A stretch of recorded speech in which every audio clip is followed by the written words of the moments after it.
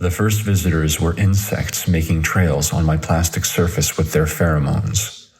Later, the first vertebrates arrived. Strange lizards with spiny skin that mimicked scrap metal and dead vegetation. On the underside of my body, the lizards began to deposit their eggs more steadily, as if my presence would provide them with some sort of shelter. The laying of eggs inside and around me took on such a dimension that it attracted the attention of the first human beings. They were also hatchlings, children who lifted me up from my lay and took me to the community of their mothers and fathers. In their way, they discovered so many lizard eggs that they began playing and throwing them against each other amidst laughter and shouts.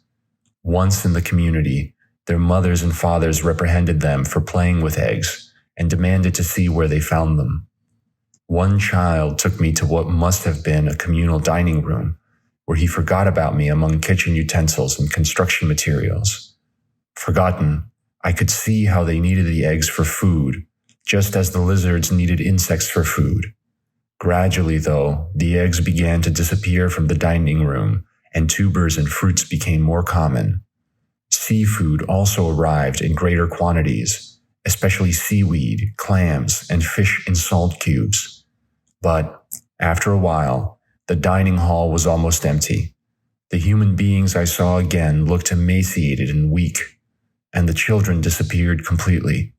It was then that I knew I was not going to leave the disused dining room for a long time, and that I had to go back to seeing things from the speed of plastic so as not to get bored.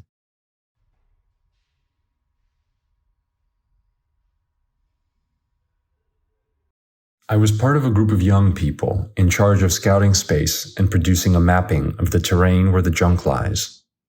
In general, the first impression of the geography and extension allow us to say that most of the terrain is relatively flat and arid, but there are some elevations and ravines within areas of sparse vegetation, in addition to other areas where there are old municipal water and sewage facilities closed and in disuse. On the one hand, there are natural water sources, both in the form of drizzle and sporadic rainfall, or in the form of groundwater.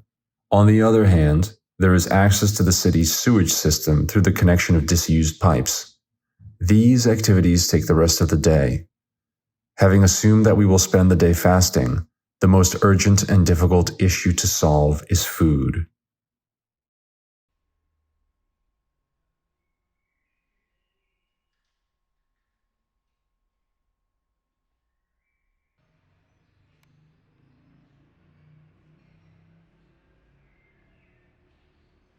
I stayed in the neighborhood, even though everyone else was doing otherwise, especially after the massive acid battery contamination. This neighborhood is the one that has suffered the most from those experiments, and since then many have left. Not me. Not me because I'm older than anyone else, and because I have seen it all. I saw the first generation of nomad settlers of this land until today's generation of people coming from other corners, and how it is now, after these experiments have left us with this: electricity, drinking water, business, communication, charlatans, cheaters, and many people, many people. Our junkyard became prosperous, but also socially stratified. Even the big city became interested in us and brought us into its perimeter. That benefited many, and others not so much. Those who benefited took advantage of the fact that many of the oldest leaders of the community were dying, many victims of cholera and other epidemics, others disappearing violently or mysteriously. It seems that what the first nomad settlers were escaping from in the beginning has gradually taken possession of all. Back then, we understood that nobody owns the land, and although the time of settlement was always important, we were still temporal passengers. We accepted everyone who wanted to stay, and we never had a problem with those who wanted to leave, as long as they left some service for the community. But, in the end, we have created a closed system, and that is why our community finally cracked. People started to leave without leaving anything, but rather selling the land they didn't own. Because of that, not only the experiments contaminated the neighborhood, but the corruption as well. And yet, I'm staying in the same contaminated but real place, welcoming new nomadic settlers from elsewhere, welcoming them all to this piece of the world, because this is not the end, but just the beginning.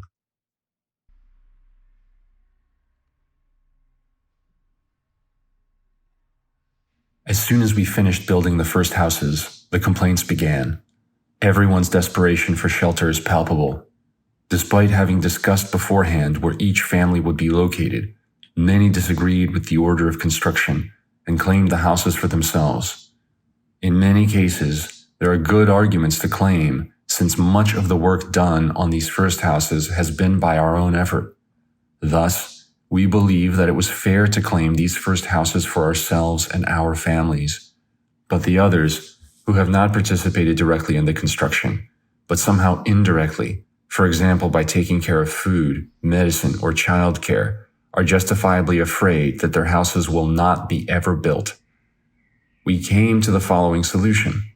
The land for the houses and the materials used belong to the whole community, but the construction is private and can be exchanged for helping in other constructions or for services to the community. The solution seemed simple for most, but not everyone interprets it in the same way. Then, we started to discuss about the need to create communal accountability mechanisms, but we were interrupted by an 8 or 10-year-old girl. She asked what to do if someone is unable to help in the construction of houses or to give any service to the community. We just sent her to help their parents in the potato crops without giving her any answer.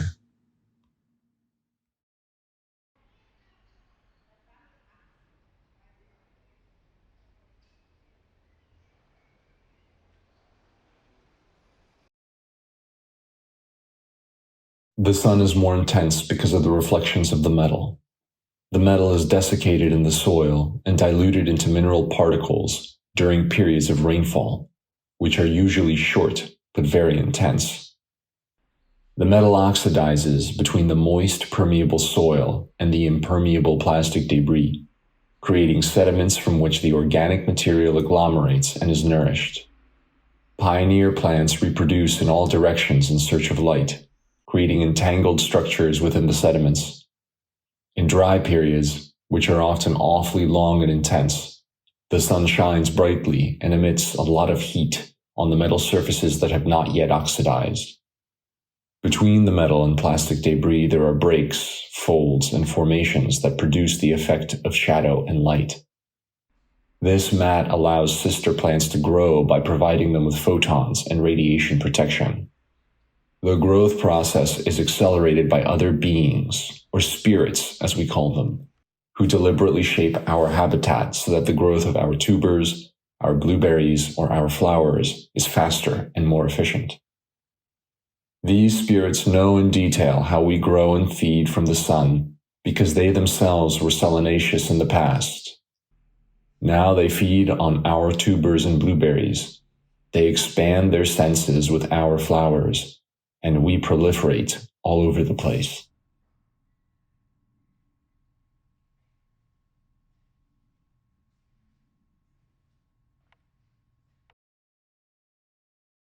In the sea, we transport ourselves with the swimming plankton while waiting for better conditions. These conditions have happened repeatedly, so we have no problem waiting for the right moment for growth. Once the time has come, we take advantage of the right conditions within the human body, producing mostly type 1 strains, but sometimes even type 0, such as 0100 and 39. This time, because the sea was more abundant, the first contact with the human body did not take too long. Inside the body, we settled in the mucosal cells of the small intestine. Many of us do not survive the journey through stomach acids. Those of us who do make it emit a toxin that slows protein production to protect our path to the intestine. Once in the intestinal walls, we become sedentary, lose our flagella, and produce a protein mix that protects us from the acidic environment. Eventually, however, we will have to migrate, because the inlet channels will open and the attraction of ions will be secreted from the body to new sources of water. When that happens, we must wait again until the conditions of growth are given again. And we have no problem with that because these conditions have been given repeatedly before.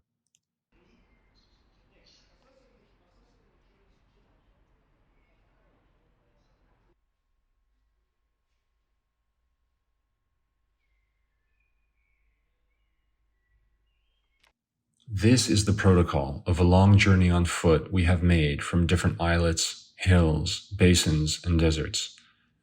The year is 2075, but the exact day and month is unknown. Some say it is a Sunday in January, others say it is a Monday in December, and others do not see the point in knowing the dates.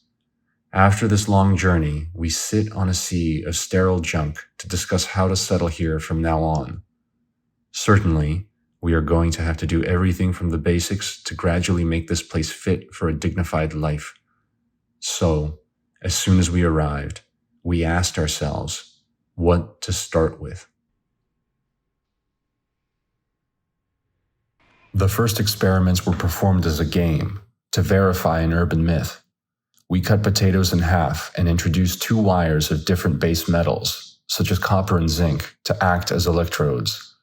The potatoes then acted as electrolytes with the ascorbic acid from the tubers closing the circuit.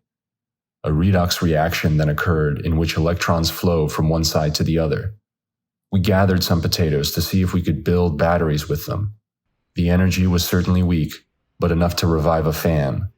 From then on, we experimented with other materials, many of them toxic, until we found electrolytes that produced more than 0.5 volts and 0.2 milliamps. Among highly corrosive substances, we found sulfuric acid, which, when mixed with demineralized water, generates more than 9 volts and 1200 milliamps. This was enough to illuminate parts of our city for a few minutes every hour of the night. However, the substances that produce electricity are highly polluting and inefficient. To avoid the use of acid, we decided to experiment directly with seawater, and it worked.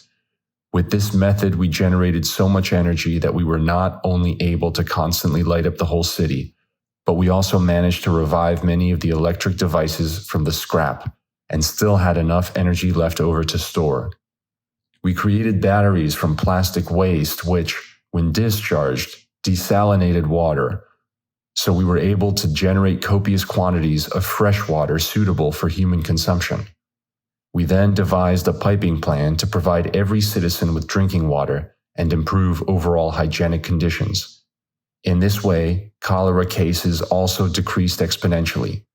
Medicine improved and people began to live longer. The arrival of masses of people from outside was inevitable.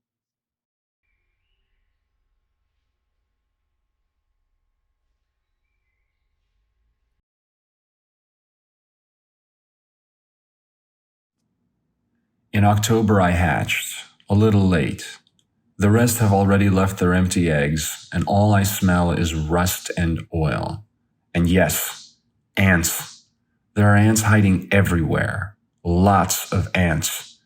Although, I guess there are far fewer of them than when the September dragons hatched. My use of months in this regard is only circumstantial. Among us dragons, months do not exist because every day is different, and every night is a shower. Although sometimes the days seem immutable, and the nights as arid as the days.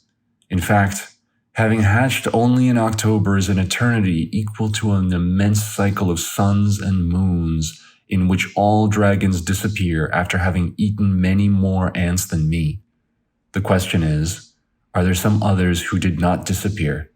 Why do I smell, see, and already taste so many ants? I don't understand anything because I'm late. It's already October and not September. But I don't care as long as there are ants to eat and my skin can drink from the shower of the night.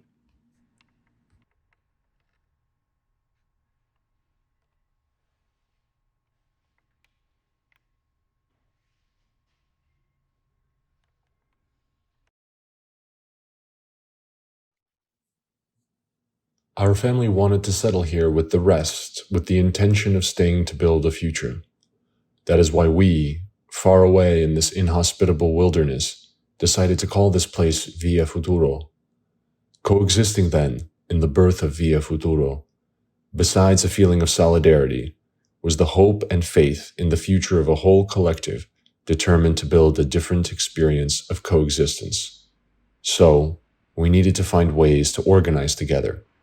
Some of the families, after an inconclusive discussion, subdivide into small groups of 2 or 3 people to search for reliable areas to settle. Many others, however, set off on their own to begin the search without waiting for the rest to organize into proper groups. And many others decide to leave altogether and seek their luck elsewhere.